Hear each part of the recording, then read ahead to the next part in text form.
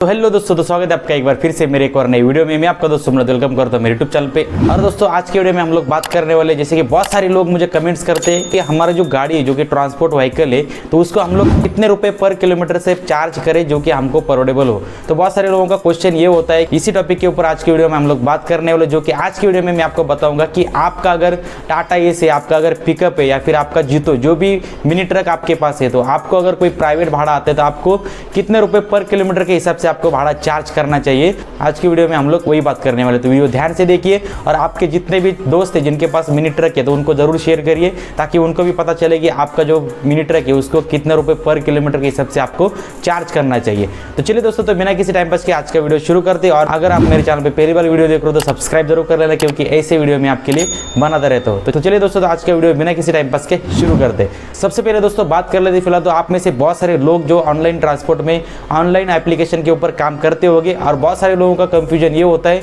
कि जो online company, जैसे कि फॉर एग्जांपल के लिए अगर हम लोग पोर्टर का एग्जांपल ले, तो पोर्टर का जो फेयर आता है, तो पोर्टर कितने रुपए पर किलोमीटर के हिसाब से हमको चार्ज करता है। तो दोस्तों मैं आपको ये सिर्फ एक एग्जांपल के लिए बताऊंगा। कोई भी पार्टनर ऐसा कंफ्यूजन मत करो कि पोर्टर के हिसाब से हम लोग रेट ले तो हमको पड़ेगा क्या। दोस्त पहले तो मैं आपको बता दूं, पोर्टर का जो चार्ज करने का जो सिस्टम है, मतलब पोर्टर का जो फेयर चार्ज करने का जो सिस्टम है, वो किस तरीके से काम करता है, तो हमको किस तरीके से काम करना पड़ेगा जो कि हम प्राइवेट कस्टमर को किस हिसाब से रेट बताए जो कि कस्टमर के लिए भी कंफर्टेबल हो। तो दोस्तों बात कर लेते किलोमीटर का। तो दोस्तों पोर्टर का जो फेयर आता है उसमें बेस फेयर इंक्लूड रहता है। तो दोस्तों आपके जानकारी के लिए बता दूं, अगर आपके पास एक टू व्हीलर है, आपके पास अगर कोई मिनी ट्रक है जो आप पोर्टर में चलाते हो, जो भी आपको पोर्टर का जो फेयर आता है, जो भी ऑर्डर पे आपको जो फेयर दिखाया जाता है, तो उसमें इंक्लूड होता है जो बेस फेयर। और बेस फेयर इंक्लूड होने के बाद दोस्तों पोर्टर का जो फेयर है सुबह में अलग रहता है, दोपहर के बाद अलग रहता है, और शाम के टाइम अलग फेयर रहता है। मतलब कि जो बेस फेयर है वो कभी भी चेंज नहीं होता है,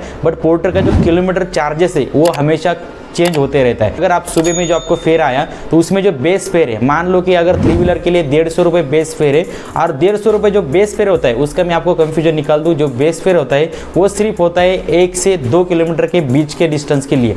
मतलब आपको अगर 2 से 3 किलोमीटर के ऊपर जो भी बुकिंग्स आएंगे, मतलब मान लो ए पॉइंट, अगर ए पॉइंट से लेके बी पॉइंट का अगर 2 से 4 किलोमीटर के बीच में जो भी ट्रिप्स है, तो उसका 150 रुपये चार्जेस, और बाकी का जो किलोमीटर है वो किलोमीटर का चार्जेस अलग से होगा। तो आपका वो फेयर हो सकता है 200 से लेके 250 रुपये तक आपका वो फेयर होगा। और उसके बाद में वही ट्रिप अगर आपको दोपहर के बाद आता है तो पोर्टर में उसका अलग रेट होता है। दोस्तों ये क्यों होता है मैं आपको बता दूं। 9 से 6 बजे तक जो टाइमिंग जो है वो बढ़ता रहता है। मतलब कि मान लो कोई कस्टमर ने शाम के टाइम 6 बजे बुकिंग किया है, तो जो पार्टनर उधर से पिकअप करता है तो उसको रिटर्न के लिए भाड़ा नहीं मिलता है, इसलिए जो फेयर जो भाड़ा उसने अभी उठाया है, तो वो भाड़ा उसको कंफर्टेबल हो, रिटर्न के लिए भाड़ा नहीं मिलेगा तो भी उसको चार्जेस अच्छा मिले। इसलिए पोर्टर का सिस्टम इस तरीके से काम करता है। सुबह में फेयर कम होता है, दोपहर के बाद बढ़ता जाता है। मतलब सुबह से ही थोड़ा सा बढ़ता जाता है, दोपहर में अलग और शाम को अलग रहता है। दोस्तों मैं क्यों बताया, क्योंकि बहुत सारे लोग अभी कर रहे हैं कि पोर्टर के हिसाब से ही प्राइवेट कस्टमर को चार्ज कर रहे हैं। मतलब बोलते हैं कि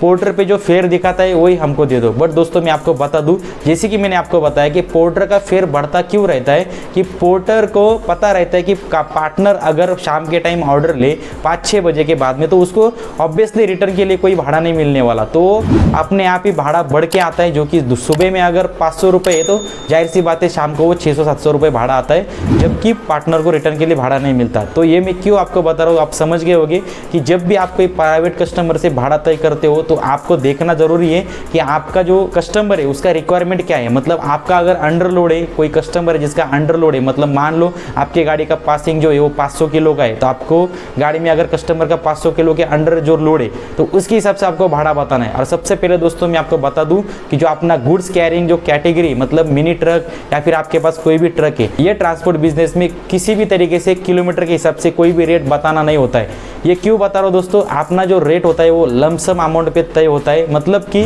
मान लो कोई जगह पे आप जा रहे हो, जो कि फॉर एग्जाम्पल पुणे से लेके आप मुंबई जा रहे हो, तो इसमें आपको पता ही है कि पुणे से मुंबई का एक 200 किलोमीटर का रन होता है अगर आप पकड़ लो तो। बट क्या होता है ना दोस्तों, कोई भी कस्टमर या फिर पोर्टर भी इवन किलोमीटर के हिसाब से रेट नहीं देता है। तो मुंबई का फेयर अगर सुबह में अलग है तो दोपहर में अलग होगा और शाम के टाइम अलग होगा। ये पोर्टर का वही कैलकुलेशन होता है। तो मैं भी आप लोगों से यही कहता हूँ कि अगर कोई कस्टमर आपके पास सुबह में आता है या फिर दोपहर में आता है या फिर शाम पे आता है, तो आपको क्या क्या कैलकुलेशन करने चाहिए जो कि आपको फेयर अफोर्डेबल मिले। फर्स्ट ऑफ ऑल दोस्तों बात कर लेते हैं जो कि टाइमिंग के हिसाब से आप कस्टमर को भाड़ा बता सकते हो। सामने वाला कस्टमर आपको कभी भी ये नहीं पूछेगा कि आप कितने रुपए किलोमीटर से लेते हो, और आपको भी कभी ये नहीं पूछना है कि तो सर आप कितने रुपए किलोमीटर से आप भाड़ा दोगे। क्योंकि क्या होता है ना दोस्तों, किलोमीटर पे जो धंधा होता है वो होता है टूरिस्ट बिजनेस का। मतलब कैब सिस्टम जो होता है ना, जो कि मान लो कोई आपके पास स्विफ्ट डिजायर है, जो कि ओला उबेर जैसा टैक्सी सर्विस होता है, उनका किलोमीटर के हिसाब से चार्जेस होता है। बट अपना जो गुड्स कैरियर का जो कैटेगरी है उसका कैलकुलेशन होता है टाइमिंग के हिसाब से, उसका कैलकुलेशन होता है रोड के हिसाब से।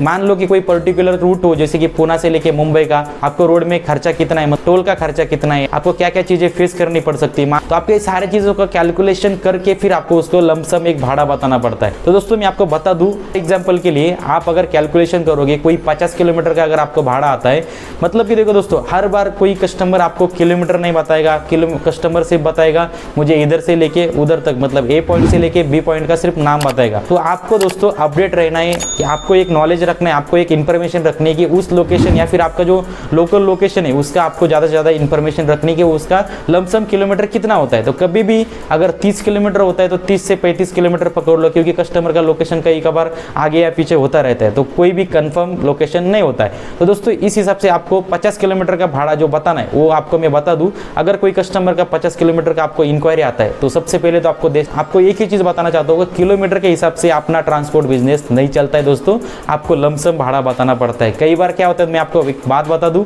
कभी कभी क्या होता है दोस्तों, जिस रूट पे आपका 1000 रुपये खर्चा होना है उस रूट पे आपका 1500 खर्चा होता है या फिर 2000 भी खर्चा हो सकता है। तो फॉर एग्जांपल के लिए अगर आप 50 किलोमीटर का भाड़ा लेते हो, देखना है रोड का कंडीशन, उसके बाद आपको देखना है रोड में जो टैक्सेस लगने वाले वो, और उसके बाद में देखना है कि आपका जो भाड़ा कौन से टाइम पे आया है वो टाइम आपको देखना है। मान लो सुबह के टाइम में आता है तो जाहिर सी बात है वो भाड़ा आप 2 घंटे में मार के आ सकते हो, 2 घंटे के बाद आप और अर्निंग कर सकते हो अगर आप ऑनलाइन पे करते हो या फिर आप प्राइवेट में, अगर आपको लगता है कि और भी कोई प्राइवेट का मैं भाड़ा मार सकता हूँ तो आपको उस हिसाब से भाड़ा बताना है। मतलब ऐसा भी नहीं कि आप कम भाड़ा बता दो। तो दोस्तों मैं आपको बता दूं पर्टिकुलर 50 किलोमीटर के लिए 50 किलोमीटर जाना 50 किलोमीटर आना, तो लगभग आपका एवरेज जो है गाड़ी का जो माइलेज है लगभग पकड़ लो आपकी टाटा एस है तो 17-18 का माइलेज अगर आपकी गाड़ी देती है तो जाहिर सी बात है आपका जाने आने में जो डीजल लगेगा वो आपको कैलकुलेट करना पड़ेगा। और ये सारी चीज़ें आप कस्टमर के सामने कैलकुलेट नहीं करते बैठोगे, इसके लिए आपको थोड़ा सा टाइम देना है, आपको सीखना पड़ेगा कि मान लो आपका अगर 17-18 का माइलेज है तो आपको रोड में अगर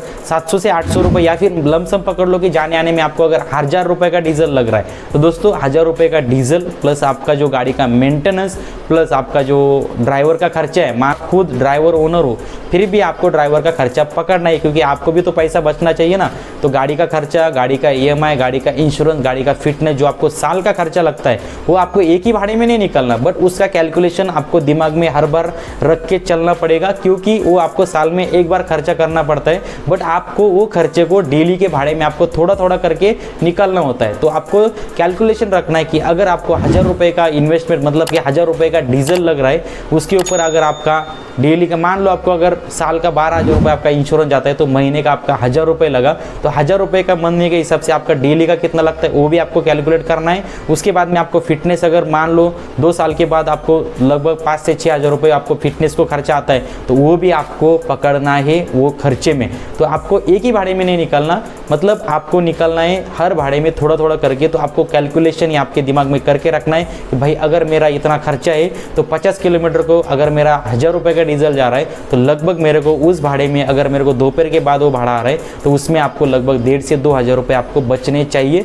तब जाके वो आपका भाड़ा बताना है। जो अपना जो मिनी ट्रक है मतलब कि टाटा एस के ऊपर का वो रेट बता रहा हूँ। तो अगर आपकी कोई पिकअप है 8 फीट है, अगर आप 50 किलोमीटर के लिए भाड़ा लेते हो तो आपको लगभग 2,500 से 3,000 रुपये भाड़ा लेना चाहिए। क्योंकि दोस्तों क्या होता है कि जब भी आप कस्टमर के पिकअप लोकेशन पे जाते हो तो अगर आपकी पिकअप है तो पिकअप को लोडिंग करने के लिए टाइम लगता है, पिकअप को अनलोडिंग करने के लिए टाइम लग सकता है। मटेरियल लोडिंग का टाइमिंग और अनलोडिंग का टाइमिंग ये भी आपको सोचना बहुत ज़रूरी है कि आपको कितना टाइम लगने वाला है। तो ये सारी चीज़ों का जब आप कैलकुलेशन करोगे, अगर आपका ट्रैवल टाइम अगर 2 घंटे का है तो आपको दोस्तों लगभग 1 घंटा आपको एक्स्ट्रा पकड़ना है, उसके बाद में आपको भाड़ा बताना है। तो 50 किलोमीटर को आपको लगभग 8 फीट के लिए कैलकुलेशन के हिसाब से मेरे हिसाब से आपको 2,500 रुपये तो कम से कम आपको 50 किलोमीटर के लिए 2,500 से 3,000 रुपये भाड़ा बताना ही है। अगर आपकी 8 फीट पिकअप है तो अगर आप टाटा एस रखते हो तो टाटा इसको भी लगभग 2500 से 2700 रुपये तक आपको भाड़ा बताना है।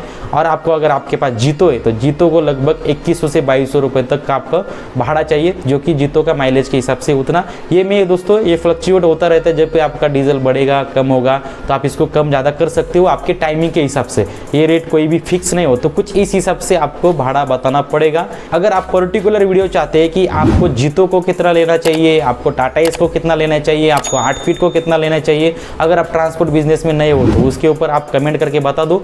मैं अलग से एक वीडियो बना दूंगा, एक एग्जाम्पल के लिए कुछ किलोमीटर के लिए मैं पूरा आपको रेट कार्ड आपको मैं वीडियो में बता दूंगा, ताकि आपको कुछ भी कंफ्यूजन ना हो। तो अगर आप वीडियो चाहते हो तो नीचे जाके कमेंट बॉक्स में लिखो, मैं आपको जरूर वीडियो के माध्यम से इन्फॉर्मेशन देने की कोशिश करूंगा। तो चलिए दोस्तों, तो वीडियो ज़्यादा लंबा ना करते हुए आज के वीडियो में सिर्फ इतना ही। वीडियो का टॉपिक अगर आपको अच्छा लगता है तो कुछ आपके पास अगर कुछ सजेशन से, कुछ नए टॉपिक से, ट्रांसपोर्ट से रिलेटेड जो आप मेरे से कुछ इन्फॉर्मेशन चाहते हो तो आप मुझे कमेंट बॉक्स में लिख सकते हो, उसके ऊपर मैं वीडियो के माध्यम से आपको मैं जरूर बताऊंगा। चलिए दोस्तों, तो आज का वीडियो इधर ही खत्म कर देते हैं। आई होप वीडियो आपको पसंद आया होगा। वीडियो पसंद आया तो लाइक करके जाएगा, चैनल पे पहली बार देखो सब्सक्राइब जरूर कर लेना, क्योंकि ऐसी वीडियो मैं आपके लिए बनाता रहता हूँ। तो चलिए दोस्तों, तो मिलते हैं किसी नेक्स्ट वीडियो में। So thank you for watching this video guys.